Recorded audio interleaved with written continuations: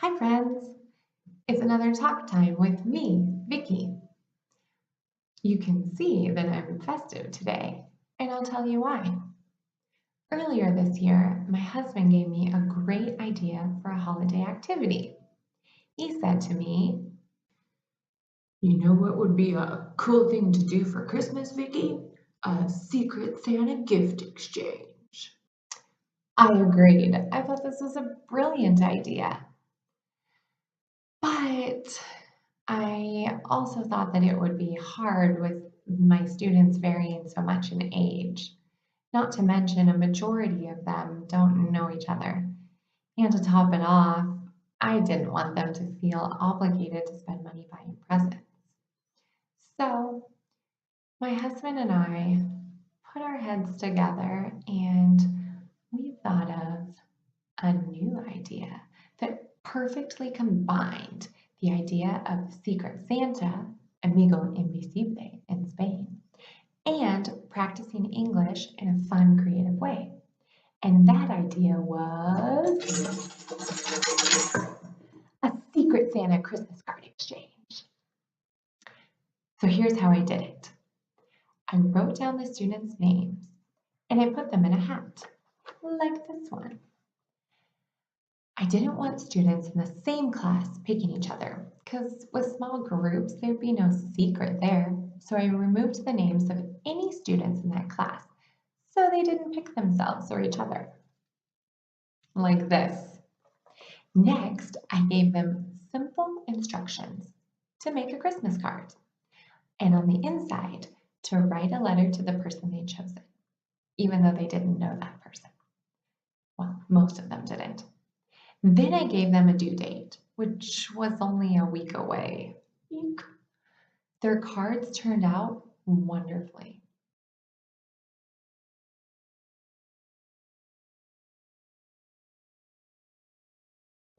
When I give them their cards next week, I'm going to give them each a little chocolate like this.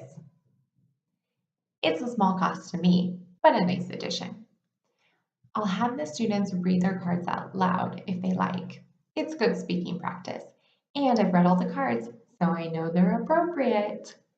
Then the students can have a short discussion about what they have in common with their Secret Santa or how they're different. I'm just delighted with how it's all turned out.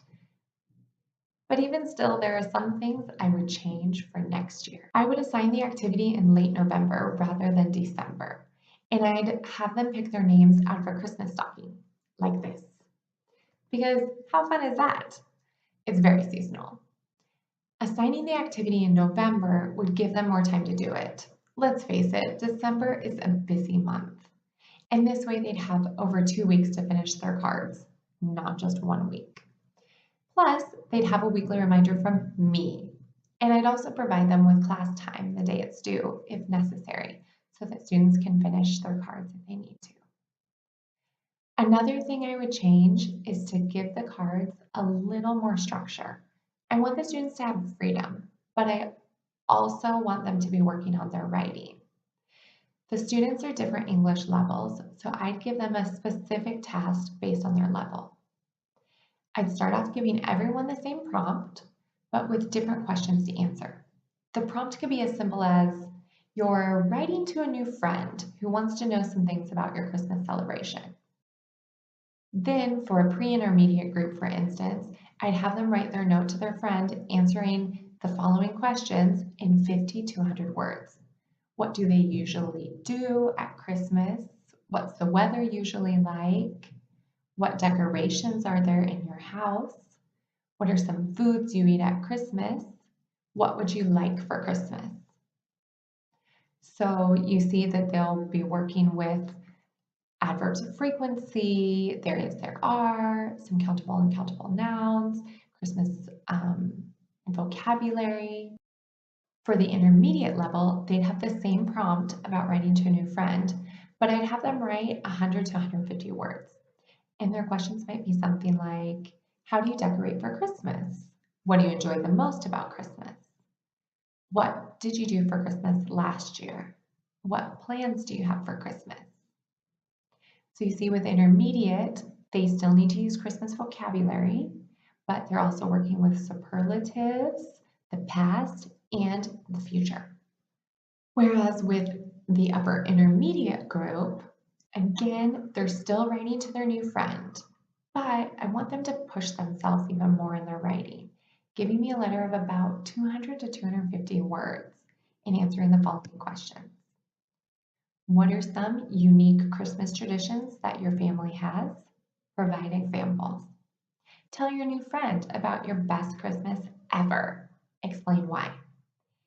If you could do anything or go anywhere at Christmas, where would you go or what would you do? Give details. What do you hope you'll get for Christmas this year? So with the upper intermediate, they can push themselves to use the conditional, past perfect, present perfect, progressive. They can use any of the grammar structures that they're practicing along with Christmas vocabulary and Christmas expressions, just really pushing themselves. Now it's time for you to push yourself with the Talk Time Challenge. Answer one of the aforementioned questions. I'll answer one too. I've chosen tell your new friend about your best Christmas ever. Explain why. Well, one of my favorite Christmas memories is actually a New Year's one when my parents and sister came to see me in Spain at Christmas time. It was their first trip to Spain. It was actually just after Christmas because it was New Year's that we were celebrating, but it was a Christmas celebration for us with gift exchange and some tourism. And then we rang in the new year together in Madrid in the Puerta del Sol with a bottle of champagne and some cups of grapes. If you didn't know, they eat 12 grapes on New Year's in Spain. That's their tradition. And we had an absolute blast. Well, except for choking a little on the grape seeds that we hadn't expected. But the champagne helped wash them down, and so it wasn't a big problem.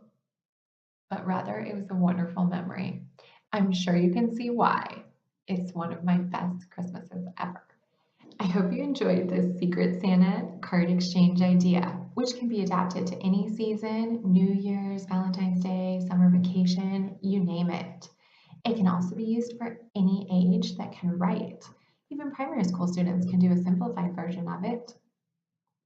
The best part about this activity is that it meets all the skills: writing, reading, speaking, and listening. I just love an all-encompassing activity where students can show off how they can do it all. So, Merry Christmas, everyone. Happy teaching, happy language learning. Thanks for joining me today. Bye, friends.